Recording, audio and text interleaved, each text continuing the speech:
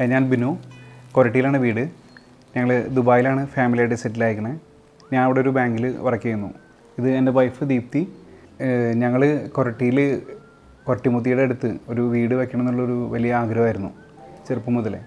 അപ്പോൾ അങ്ങനെ സ്ഥലം മേടിച്ചിട്ട് ഒത്തിരി സമയം കഴിഞ്ഞതിന് ശേഷമാണ് വീട് വെക്കാനുള്ള പ്ലാനിങ്ങിലേക്ക് കടന്നു വരുന്നത്. അപ്പോൾ ആ സമയത്ത് പല ആൾക്കാരുമായിട്ട് ഡിസ്കസ് ചെയ്തു അത് വർക്ക് കംപ്ലീറ്റ് ആക്കാൻ വേണ്ടിയിട്ട്.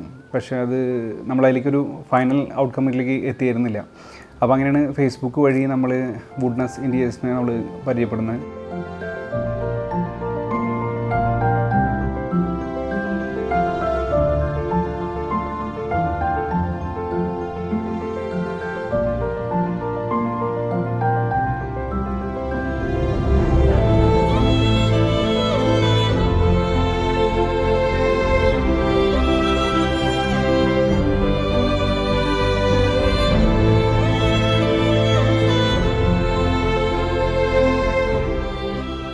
അപ്പോൾ ഏകദേശം ഒരു 2017 വുഡ്നസ്സിൽ അലനായിട്ട് നമ്മൾ ആദ്യമായിട്ട് ബന്ധപ്പെടുന്നത്.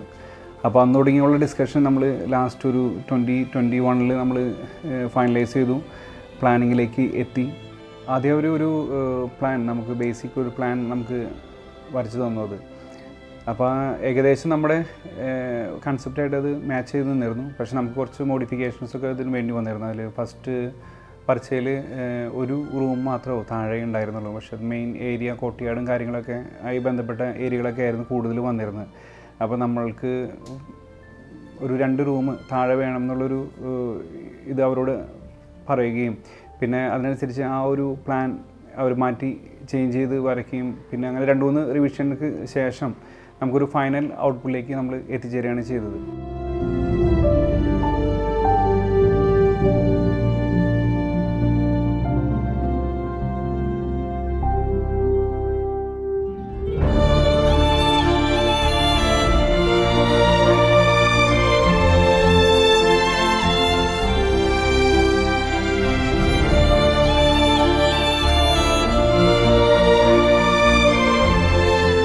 നമ്മളൊരു വീട് എന്നൊരു സങ്കല്പം നമ്മുടെ മനസ്സിലേക്ക് വന്നപ്പോൾ തന്നെ നമ്മുടെ മനസ്സിലുണ്ടായിരുന്ന ഒരു കാര്യം ഒരു വൈറ്റ് ബാക്ക്ഗ്രൗണ്ട് ആയിട്ടുള്ളൊരു പ്രൊജക്റ്റ് ചെയ്തിരിക്കുന്ന ഒരു വീടായിരുന്നു നമ്മുടെ മനസ്സിലുണ്ടായിരുന്നത്. അപ്പോൾ നമ്മളൊരു കൊളോണിയൽ സ്റ്റൈലിലേക്ക് അത് ചെയ്തെടുത്താൽ എങ്ങനെയാണെന്ന് അലനായിട്ട് സംസാരിക്കേണ്ടായി. അപ്പോൾ അതൊരു ഫ്യൂഷൻ മോഡലിൽ ചെയ്ത് നമുക്ക് ഒരു ഔട്ട്പുട്ട് നമുക്ക് തരാനുണ്ടായത്. നമ്മളിത് പ്രൊജക്റ്റ് സ്റ്റാർട്ട് ചെയ്ത ആ ഒരു ഇനീഷ്യൽ സ്റ്റേജിൽ തന്നെ വുഡ്നസിൻ്റെ ഭാഗത്തുനിന്ന് ഒരു ടീം ക്രിയേറ്റ് ചെയ്തുകൊണ്ട് ബേസിക് തിങ്സ് തുടങ്ങിയിട്ട് അത് ചെയ്യേണ്ട ആൾക്കാരെ അലോക്കേറ്റ് ചെയ്തുകൊണ്ട് ആയുള്ള ഒരു ടീം അവർ ക്രിയേറ്റ് ചെയ്യാനുണ്ടായത്. അപ്പോൾ ഏതൊരു ഡൗട്ട് വന്നാലും അവരെ വിളിച്ച് ചോദിക്കാനും അതിന് വിളിച്ച് ചോദിക്കേണ്ട കറസ്പോണ്ടിങ് ആൾക്കാരെ കൂടി പരിചയപ്പെടുത്തി തന്നുകൊണ്ട് അലൻ അത് ഒരു ഗ്രൂപ്പ് ക്രിയേറ്റ് ചെയ്തു എന്നുള്ളതാണ് ഫസ്റ്റ് സ്റ്റെപ്പ് നമ്മുടെ ഈ പ്രോജക്റ്റിലുണ്ടായത്. വീടിൻ്റെ ഇൻറ്റീരിയറിനെ കുറിച്ച് എനിക്ക് വലിയ സങ്കല്പം ഉണ്ടായിരുന്നു. പ്രത്യേകിച്ച് വീട്ടിലൊരു കോർട്ട്യാർഡ് വേണമെന്നുണ്ടായിരുന്നു. അങ്ങനെ ഞങ്ങൾ അലിനോട് അതിനെക്കുറിച്ച് പറഞ്ഞപ്പോൾ വളരെ സിമ്പിളായിട്ടാണെങ്കിലും വളരെ നല്ല ഭംഗിയുള്ള കോർട്ട്യാർഡ് ചെയ്തു തന്നു. അതുപോലെ സ്പെഷ്യലി കിച്ചനെ കുറിച്ച് പറഞ്ഞപ്പോൾ സിംഗിൾ കിച്ചൺ കൺസെപ്റ്റായിരുന്നു ഞങ്ങൾക്കുണ്ടായിരുന്നത്.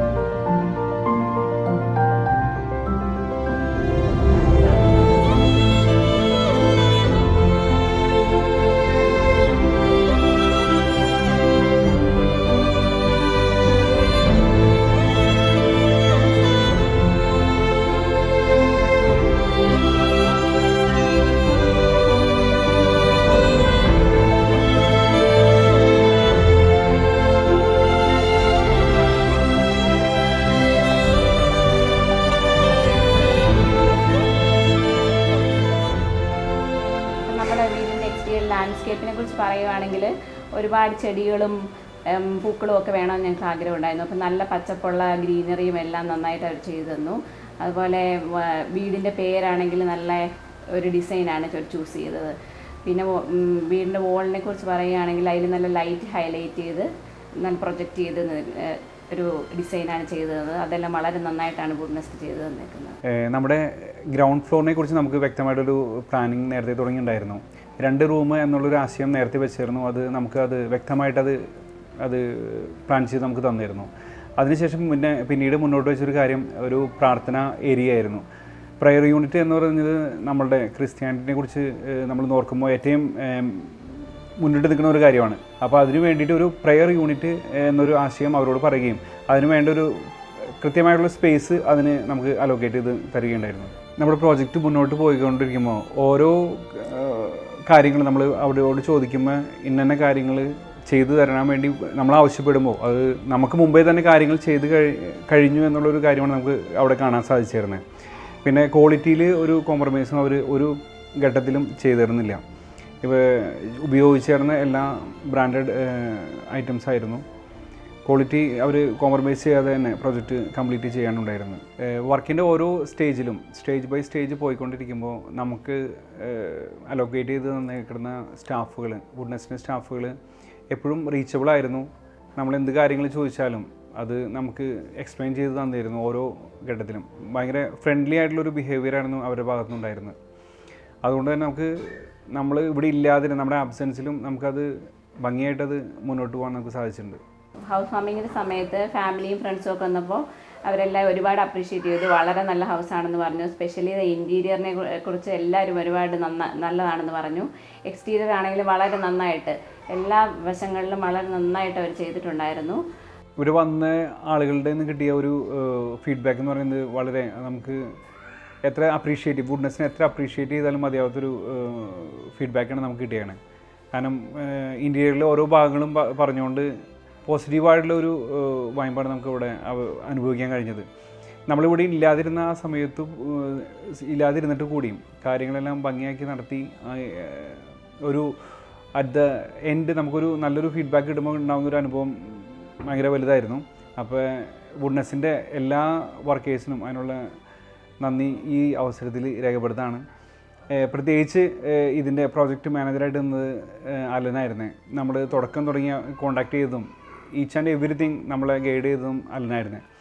അപ്പോൾ ഈ വീട് എന്ന് പറയുന്നത് നമ്മുടെ സ്വപ്നത്തോടൊപ്പം തന്നെ അവൻ്റെയും കൂടി ഒരു സ്വപ്നമായിരുന്നു. അത് ഇങ്ങനെയായിരിക്കും, ഇന്ന സ്റ്റേജിൽ ഇത് വരും, ഇത് നല്ല ഒരു വ്യൂ നിങ്ങൾക്ക് ഇത് കഴിയുന്ന അറ്റ് ദ എൻഡ് സ്റ്റേജിൽ ഉണ്ടാവുമെന്ന് നമ്മളെ പറഞ്ഞ് വിശ്വസിപ്പിക്കുകയും അത് നമുക്ക് അനുഭവത്തിൽ വരികയും ചെയ്തു.